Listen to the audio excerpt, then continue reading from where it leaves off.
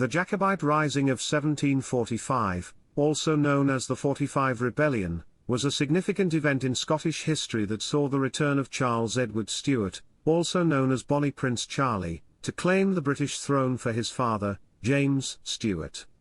The rising ultimately ended in defeat for the Jacobites, but it was a time of great excitement and drama, with many battles and sieges taking place throughout Scotland.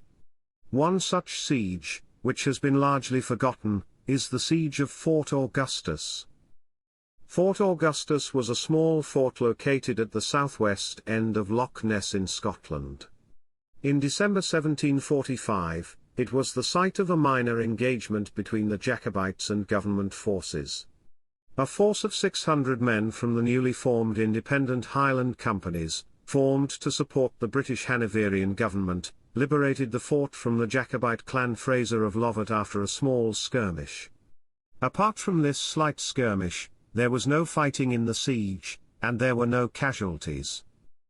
The clan Fraser had originally supported the British government during the Jacobite Rebellion of 1715 to 1716.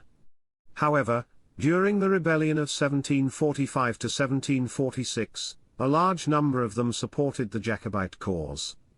Shortly after the siege of Fort Augustus, Lord Loudon with 600 men of the independent companies of Sutherland, Mackay, Grant, and Monroe went in search of Simon Fraser, 11th Lord Lovat, who was the chief of Clan Fraser.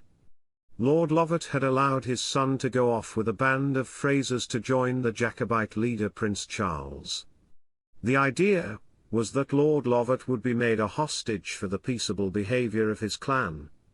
However, Lord Lovat, who had originally agreed to this move, escaped from his home at Castle Downey, evading capture. This move was to stop any more of the clan Fraser joining his son, the Master of Lovat, and the 300 Frasers who had already defected to the Jacobites. Lord Lovat made the excuse that he could not govern his son and some of the young men of his name.